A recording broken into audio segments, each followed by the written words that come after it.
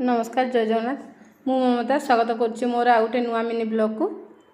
तो ये बहुत दिन माने छणाछुणी किसी है कहीं गरम प्रबल हो कौन छणाछुणी खाइब से आज छुआ मैंने कहले मामा आज बरा तरकारी टे करदे से बरा तरकारी करी आम छुआ मैंने मिसी खाइलु खाई सारा पर मुझे मार्केट जाइली मार्केट रू छतु ये कंदा आ शाग टे आनी आ कंदा रेसिपी निश्चय सेयार करी बहुत बढ़िया लगे कंदा आठी छतु आ शाग करदे कंदा को रखी थी। तो पिला मानकु खाया को देइथिली कहीं ता बाबा आसला टे लेट हम से बाबा मु सांग ही खाइबू।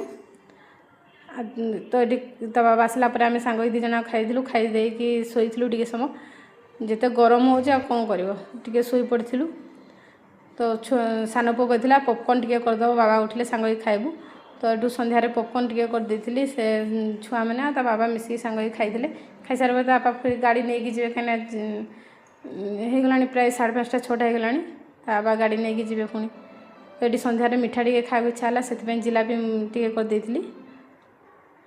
तो मो चैनल को निहाती सब्सक्राइब करेंगे। रही जय जगन्नाथ।